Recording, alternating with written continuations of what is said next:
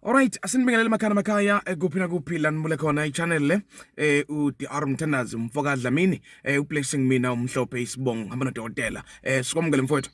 Ngiphe njani msakazi? No, siyabingelela mfowethu kakhulu kuwena.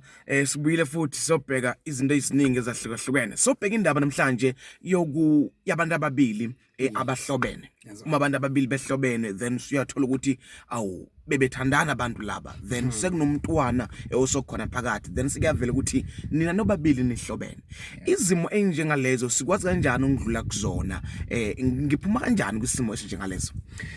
Msakazi engakusho ukuthi njengami njengomthandazi kube isimo esinzima kakhulu ngoba uthola ukuthi le relationship yenu nobabili njengoba nisibongo fana ihamba kahle kakhulu but ngokwesintu nawo ukukhusa nongokwazi ukuthi umuntu oyisibongo fana awumthathi msakazi. So kuyadinga izigcina sihlala phansi umndeni ongithuhlele phansi ukukhulumisane ngoba kungagcina ingane yakho mhlawumbe niseba yisixhwala or ibe isidala ngisho kanjalo ngokomthetho vele ukufanele uthethe umuntu ongisisi wakho ngamanye amagama msakazi. Mana ke mhlawumbe ke ngokwedlozi because selenzekile iphutha mhlawumbe besingazi sobabili mhlawumbe besazi mhlawumbe wagcina sekwenzekile then ngokwamadlozi siyakwazi ukushweleza siqaqe lento.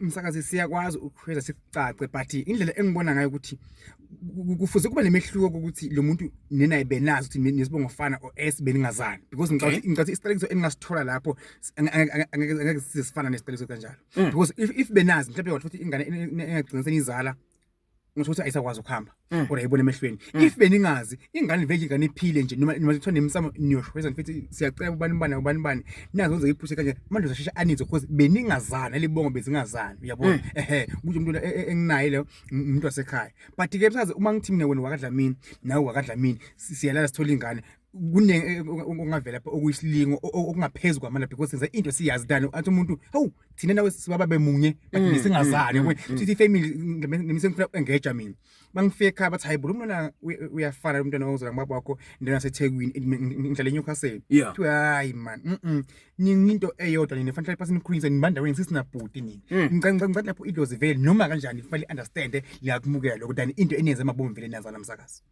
Kodwa ke sikhulume ngalabantu ababili njengamanje ababukayo bayibheka lento yokuthi seyenzekile and sekunothando olukhulu yazi abantu mesebethandana ukuthi kunzima ukuthi behlukane singathini kubona umlayezo singabapha wona ungathini.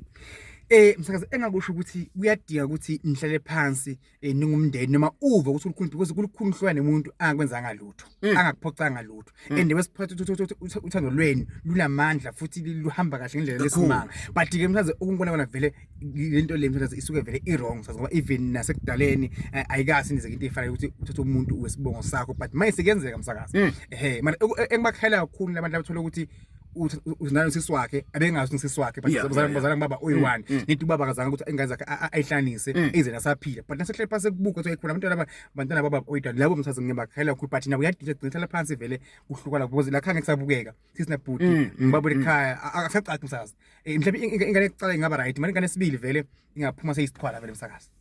Kodwa mhlawumbe sibheke ke le ibongo kakhulukazi mhlawumbe ke isiphi isibongo ngempela umuntu kuyomela ukuthi asiqhelele mhlawumbe ke ngizala kwaNkosi nosizala kwaNkosi mhlawumbe ke umama uzala kwaSimelane mhlawumbe ke nawe uzala kwaSimelane mhlawumbe masizila esibongweni isiphi isibongo kakhulukazi okumele ngisibaleke esikamama mhlawumbe esikababa. Isibongo emengisibalele kakhulu isibongo sikababa msakazi. Yes ngisibongo singoza kakhulu nje njengoba mina ngwakadlamini angikwazi uthatha umuntu wakadlamini. But iphutha mhlawumbe umuntu wakandlela mhlawumbe njengomama sengenza lelo phutha ngene angena but nakhona kodwa nje lapho sekukhweshe kakhulu msakazi but isibongo sakini isinzima kakhulu msakazi. Mfowethu elakho lokugcina kubantu asikhulume nabo sithini kubona kakhulukazi uqapha into kakhulukazi indaba yesibongo because zikhona lezi zinto ziyenzeka.